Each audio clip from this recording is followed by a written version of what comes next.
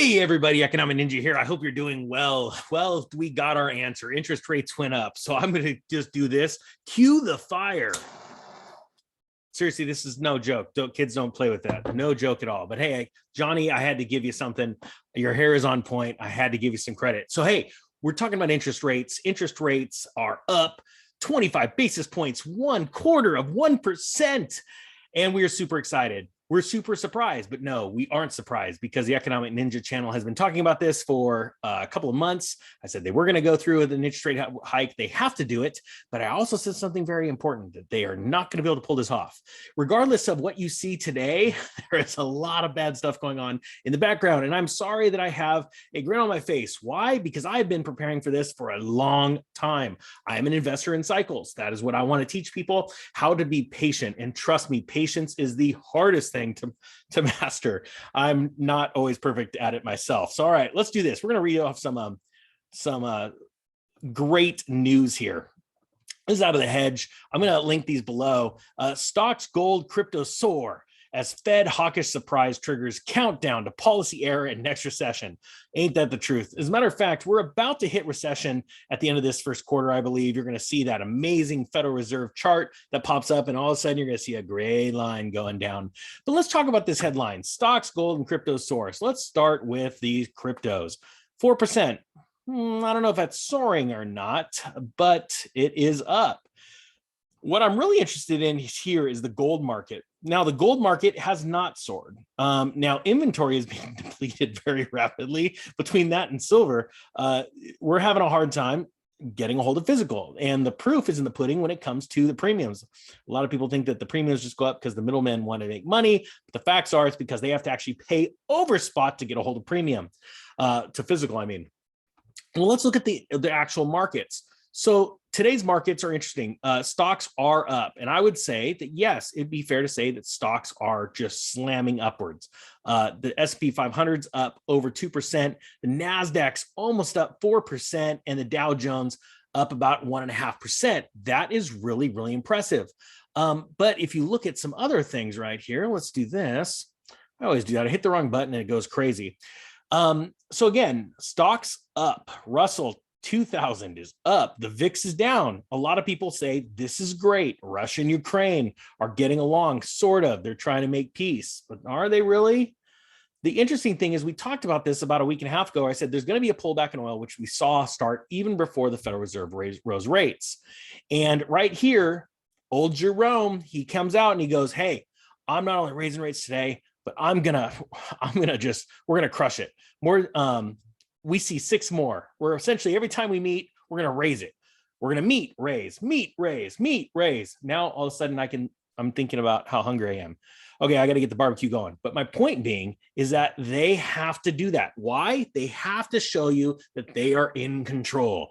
We're in control. We've got it. We're going to get a hold of this inflation. No, Jerome, you're not going to be able to, because really, to be able to get control of inflation, you are going to have to raise rates, the Fed funds rate, well above the real inflation rate. And if you look at John Williams at shadowstats.com, he'll say that we're definitely in the double digits. And I wouldn't be surprised if we hit 20% by June. Now, energy traders, this is a good story right here. This is why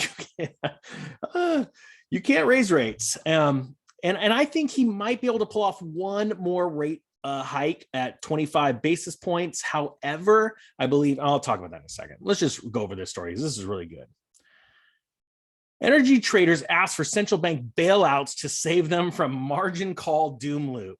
All right, so it says the secretive Trafigura, which trades hundreds of billions in commodities every year, was facing margin calls in the billions of dollars, which meant that the commodity margin call doom loop idea floated by the repo guru Zoltan Poznar was finally coming true. And despite Barclays' earnest attempts to minimize the impact, could threaten broader financial stability and was manifesting itself in broader liquidity squeezes, which could be observed in the surge in such unsecured funding markets, such as the FRA. Now, to give you an example of what the doom loop is, a margin call doom loop, when you suffer a margin call, You are now told you have to immediately either come up with money or we are going to liquidate your positions. And usually, depending on what brokerage or who is handling the trades, they pick.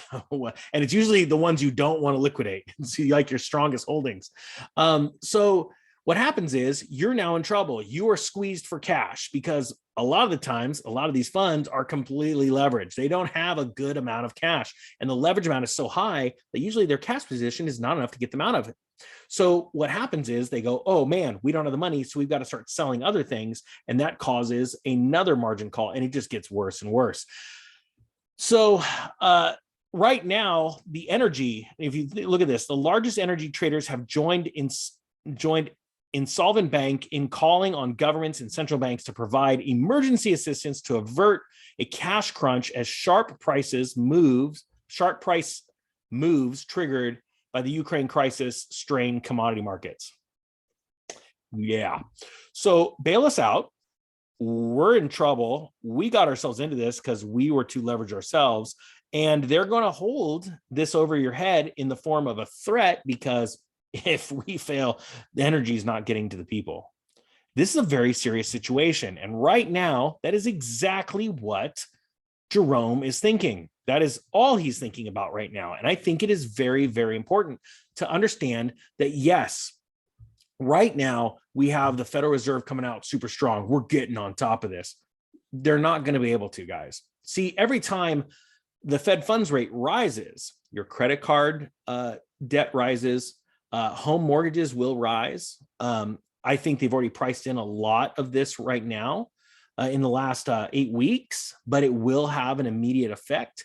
And yeah, you know what? Let's do this live really quick. Here, do this. 30-year mortgage rates. So let's just do the quick Google search. I know this isn't the same for everybody. I like to do this search. So today we're up a little bit. Yeah. So 30-year fixed sitting at 4.7%. 30-year fixed FHA at 4.4 and a VA loan at almost 5%. Guys, this is moving very, very steadily. And every time the federal funds rate goes up, it affects mortgages a little bit down the road. It affects credit card debt, all kinds of debt, all newly printed debt. You know, it's one thing, it's great if you have a fixed rate mortgage, but what about the people that need to go, or any kind of fixed rate loan? What if somebody needs to go get a loan tomorrow? Now the interest rate's a little higher.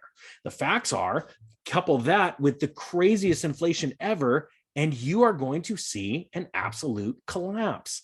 The truth is the Federal Reserve started raising rates from 25 basis points back in 2015 to when they got to 2.25% in 2018 and almost took out the stock market. The stock market, the Dow Jones fell from October 4th, I believe it was, 2018 to about Christmas Eve of 2018 and dropped 19%.